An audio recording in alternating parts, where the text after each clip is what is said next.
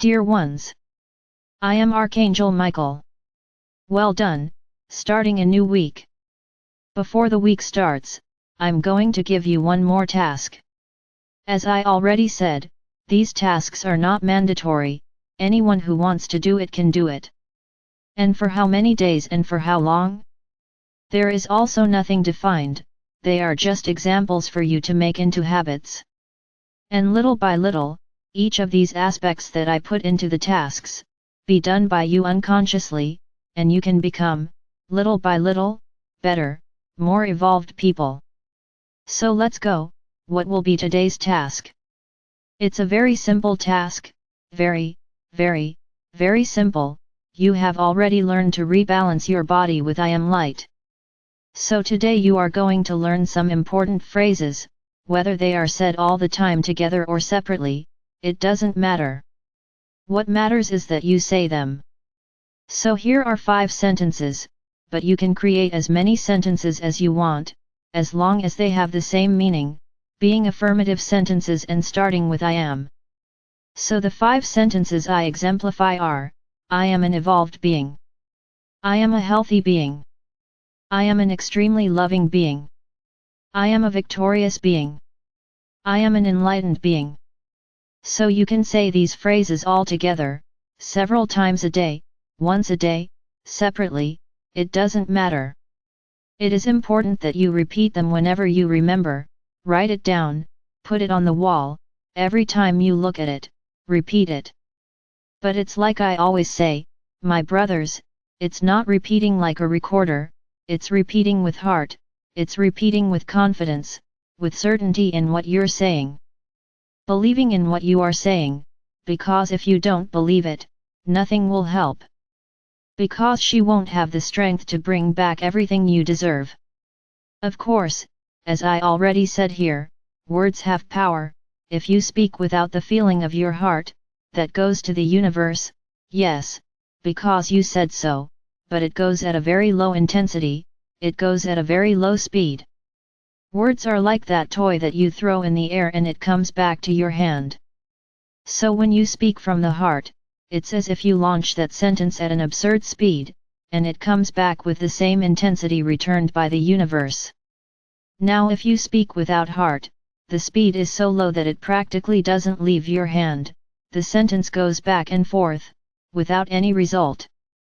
Because you didn't put in what is necessary, which is feeling, which is trust, which is believing. Thinking at the level of particles, as Sananda already explained, it is as if you spoke, but did not give the necessary magnetism to the words, so that they attract the result in the universe. So, they will attract very little and you will have almost no results. Now if you speak from the heart, if you speak with confidence, there will be an immense magnetism and it will attract everything that corresponds to what you said, and it will be returned to you with the same intensity. So wake up, but speak from the heart. Well, task done, week started.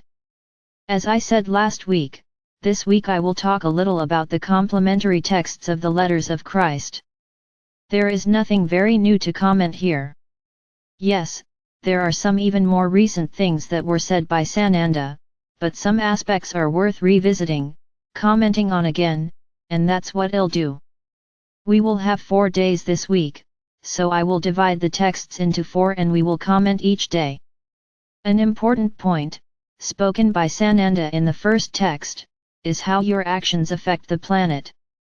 I don't think I need to say much, here we have to differentiate between actions actually done, and actions just thought or said. I have been telling you here that you are reaping everything you have sown over all these millennia, in relation to the planet. Everything that is happening is the result of what you did. Then many may think, but why this now? We've always had floods, we've always had heavy rain, but not like it is now. Of course, or you forgot that the process is all accelerated. I said it already. Everything is accelerated, so everything is happening faster, more often, and more intensely. But it is all the result of the disrespect you had towards Gaia. As I have already said here and will repeat, none of you are completely clean when it comes to actions against Gaia. Then many will think, no, but I've been taking care of Gaia since I was little. Very well, where are your other incarnations? Yes, I recognize that you did not have the necessary awareness to know how to treat the planet as it should be treated. This was part of your evolution. And then we will talk again about everything that has already been said here, influences, decisions.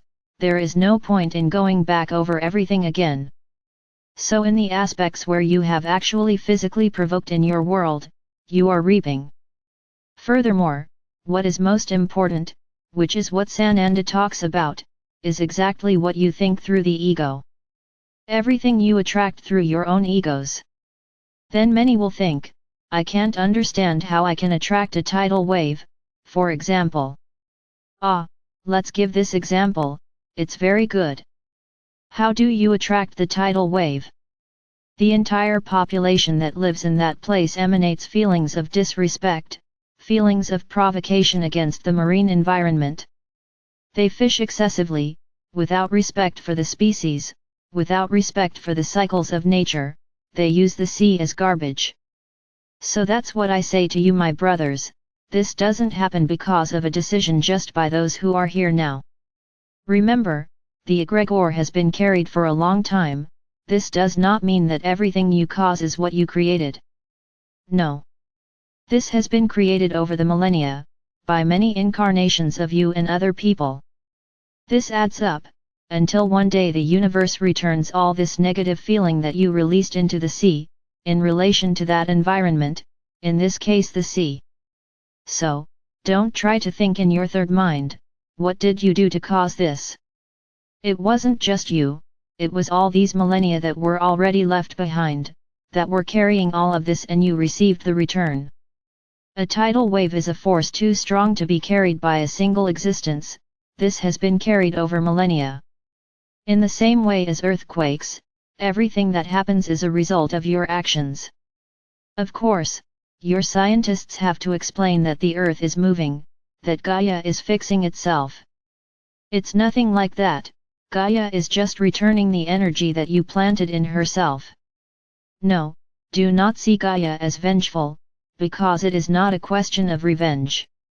Because everything happens so that you learn, you provoke, and have the result. It is not Gaia who sends the result is what you caused.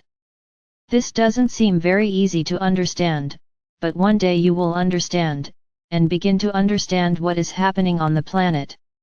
Everything was caused by you, or rather, everything has been caused by you, for millennia and millennia, and now you are receiving the majority of the result. Because as the energies are accelerated, everything will happen quickly. This is a point. You have to be careful with everything you wish for, with everything you throw out into the universe. The second text, we can talk about an important part that I have also said here. You, as human beings, each of you has a soul. And due to the distortion of all the values that were placed in your minds, sex seemed to be the easiest to manipulate in your minds. So today you suffer from perversions, with totally violent attitudes, precisely because of the superiority of some over others, through sex. Why? Because, literally speaking, there is an invasion of one body into another. Their auras are almost like they dissolve into each other. So while you do this, you have a sexual relationship with a lot of love, both souls are elevated, because the feeling of love that comes from one, passes to the other, and that of the other passes to the one. Then their souls light up, when there is affection, when there is respect, when there is that desire to really be there because you love that other being. It is a moment of extreme joy for their souls, they shine with so much happiness. Then we will distort all of this. Like I said, there is an invasion. So let's make the woman a being totally without will, a totally harmless being, who can be used at the man's pleasure. This was done to reduce the strength that the female being has. Understand, I'm not talking about the soul, I'm talking about being, the female physical body. I'm not here to say that one is more powerful than the other, both are necessary for balance. I've already talked about it here, man has strength, the woman has softness. So no one is better than anyone else, not the man is better than the woman, and not the woman is better than the man. And you've got it all wrong, and you're constantly at war, because one has to overcome the other. Many men still think they can have their subservience, their annulment, from the woman. Then they rape her, because for them it is a moment of superiority, being able to invade the woman's body in a violent way. And what does this bring? Unfortunately, she receives all that load of hatred, of anger, from that being, who is supposedly so harmless to whom she is doing it, and who wants to demonstrate her superiority. And in the same way, when you have sexual intercourse without any involvement, do you not know a tenth, or a thousandth, of what that being is, what it carries in its soul, what it carries in its feelings, what it carries within its being? And then you have a completely uninvolved sexual relationship, one will exchange the energy of the other. If you're lucky, the other being an evolved being, a good being, with a good nature, will even get something good. But most of the time, these relationships happen through drinks, through drugs, through pleasure for the sake of pleasure. So the energy exchanged there is horrible, it is an energy of very low vibration, and you accumulate this in your bodies. There's no way not to do this, one invaded the other's body. It is not literally saying that the man invades the woman's body, not the woman also invades the man's body. So they both carry each other's energy. And I can extend this to couples, who often think that having sex erases all the hurt, erases everything bad that was said, erases all the ugly things that were said during a fight. Then the fight is over, show your love through sexual intercourse. And everything that was said, and everything that was felt, was erased? Look, if you are beings who really don't absorb anything the other person said, congratulations, then you're fine. Now at that moment you will let yourself be carried away, you will have that act to demonstrate that you still love that person, but the anger, the feeling, the hurt will be there, and it will also be exchanged. That feeling that is supposed to be love will be so small that when it ends there, you will feel horrible. Because it wasn't love that you exchanged hurt, you exchanged resentment, everything that was said that you haven't even absorbed yet, nor thought about. It's as if you tried to erase everything that was said, but that doesn't happen.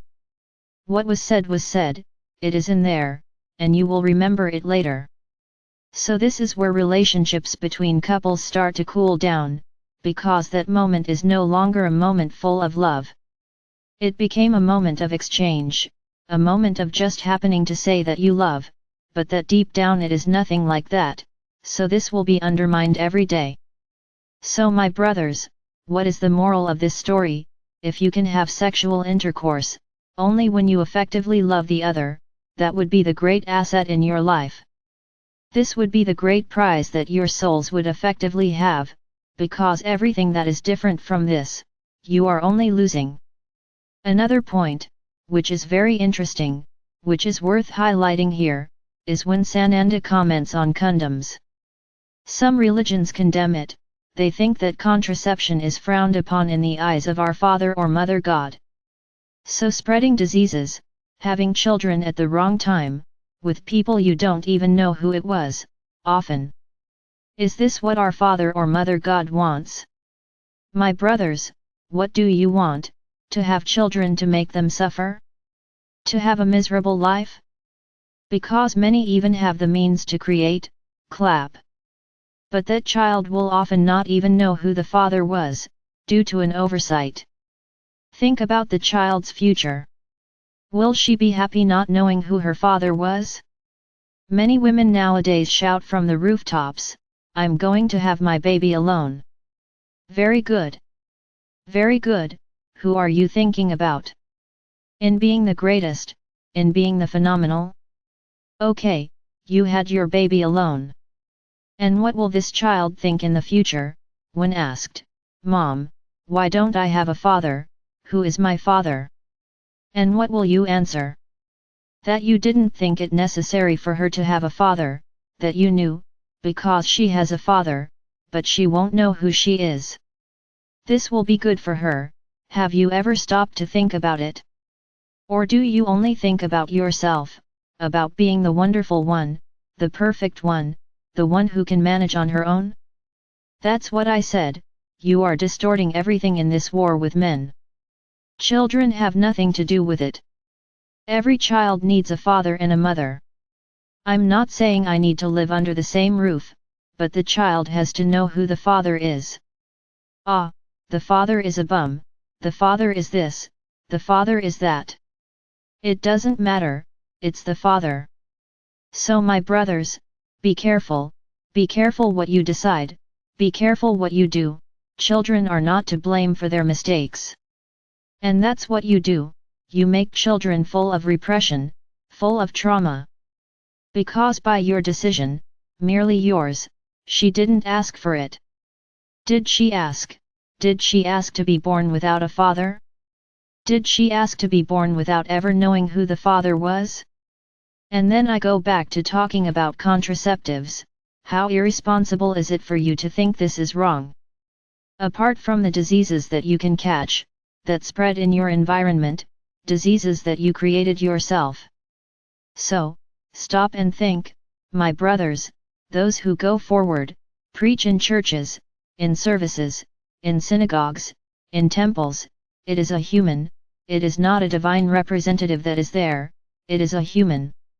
He puts there what he understood, from the religious book, which was written by other men, from the divine word. So who said he is 100% right, where is that written? Do any of them have any document signed by our Father or Mother God that he would be a representative of his word? So, let's stop being that animal that lowers its head for everything. You have a conscience, you have a head, you have a brain, think, don't act based on other people's heads, think with your own conscience. You let yourself be led by the opinions of others. And then I ask, the one who goes ahead and says that contraceptives are wrong, if you get pregnant tomorrow, will it help you?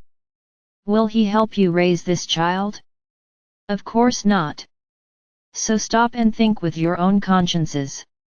No one is a representative of the divine, there is a man, who was taught to repeat what someone understood, from the words that were said. Just that. What if he got it wrong? Poor you, if you follow exactly what he is saying. In text number 3, Sananda comments on the existence of a God. First, your religions imposed on you a vengeful God, a punitive God, where they always used the word, or rather, they always blamed everything bad that happened in their lives on the divine, for their own actions. So it was a way to keep them under control. Everything that exists, there is no machine connected to you, you are not connected to an outlet, so that you can live. Where does this force that keeps your body working come from? What keeps the animals functioning, all of nature functioning? Where does this all come from? From a divine force, which is within each one of you. When this spark goes out, you lose this physical body, your soul detaches from this clothing. So what keeps you alive is the divine spark. It's as if she were a big machine giving them energy to live. So how can we not believe that there is energy within each thing proportionally, to keep the entire universe alive? Everything comes from him, from the divine consciousness. So don't doubt that there is a much greater force, or you wouldn't stay alive all the time, you would have to recharge somewhere, because inside there would be a battery, if you didn't recharge yourself you would die. But nobody does that. You stay alive, breathing, your body's functioning, while you sleep. So it's not a conscious thing, either. Everything is prepared to work alone, without the interference of your brain, your conscience. So do not doubt that there is a much greater consciousness, that there is a much greater force and that you are part of this force. When we say that you are powerful, that if you believe, that if you really emanate into the universe what you desire, you have the ability to co-create. That's exactly why, because you have this divine spark within you. You just need to believe in what you want, you just need to constantly emanate to the universe what you want, and the universe will give it back to you. Because this is the law of action and reaction.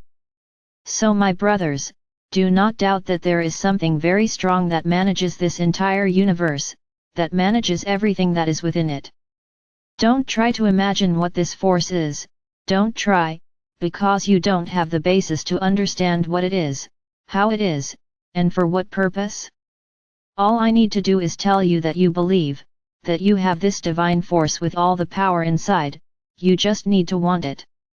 Our Father or Mother God gives power, in proportion to the size of the role of each of you, of each of us.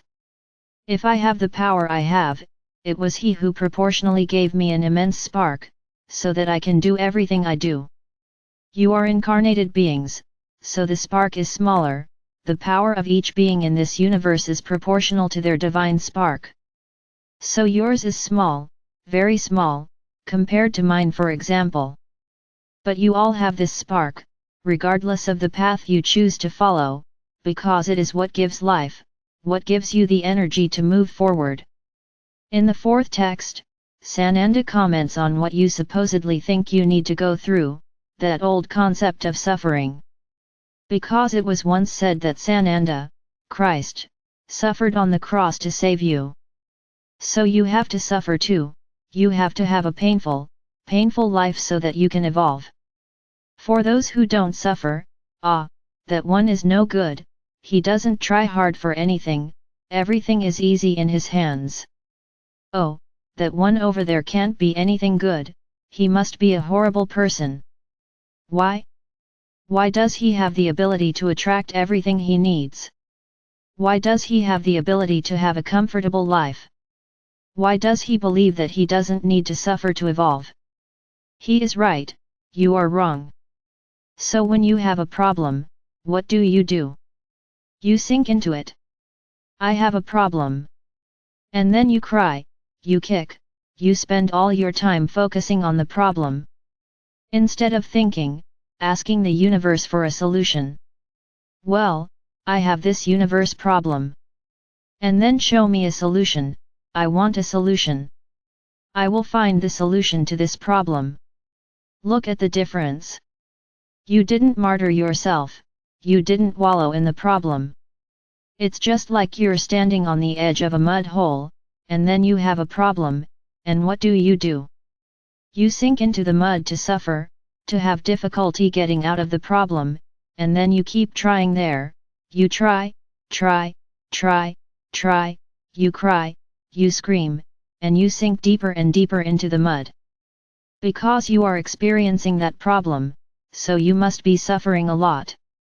Many times, you sink and stay there, they never get out of the problem, because he has sunk so deep that he can no longer get out, he has internalized the problem. And many don't, many are sitting on the edge with the problem in hand, and what do? They get up. Well, the problem is here, now I want a solution. And I will find that solution. And I know she will be good to me. Now you left that puddle of mud, you made another decision. Another practice that you have very common is anticipating problems. In the same way, oh, my marriage is bad. I think I'm going to break up. And then he gets into the mud puddle, and then he suffers, he starts crying. He cries every day in front of the other person, to see if it moves him. Self-love is there, deep in the mud. And you there, sinking deeper and deeper, suffering, martyring yourself, so that the other person will feel sorry. Because that's what he will have of you, pity. To see you all covered in mud, he will feel sorry, or she will feel sorry, for an anticipation. That's the worst. There was nothing, no one said anything, no one discussed or reached a conclusion. You found this and began to suffer. So, do you know what will happen? That other person will get tired of having such a dirty being by their side. And then really, he will separate from you, or she will separate from you. Because you didn't have self-love, you weren't able to sit down and talk. That was all the other wanted. Just talk. But you've already made a decision, it's going to end. It's really, you're done, you've declared the end of your relationship. So, stop suffering in advance. If you have a problem, give the solution to the universe, don't suffer in advance. Understand, often, what you think, that it is a bad thing, it is a new path, that the universe is showing, much better than that one. So believe, hand it over to the universe and ask for whatever is best for you to happen. Don't suffer in anticipation. If you think that something is going to happen there, say it to the universe, show me the path, which I should follow and what is best for me to happen. Ready? Self-love, sky high. Trust in the universe, in the heights. And you will definitely have your solution. So my brothers, stop acting like poor things. You really like it when others feel sorry for you. What a horrible feeling. What a horrible feeling, for you to do so, for others to feel sorry for you. You are strong, you are powerful, you have self-love. Don't feel sorry for yourself. Change, do wherever you change. Ask the universe to show you how to change.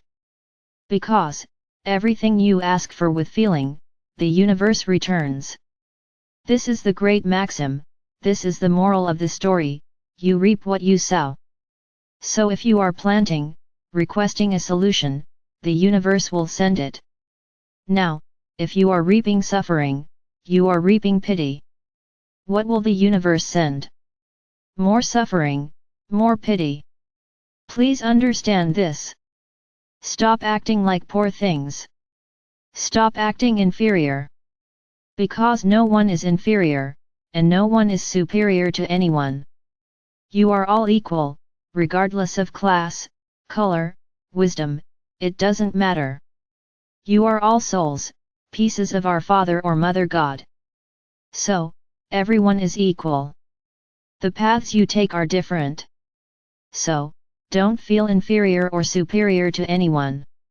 Tomorrow, we will continue talking about the other texts. I am Archangel Michael. I am here, my brothers, every day, trying to open your mind and understanding more and more.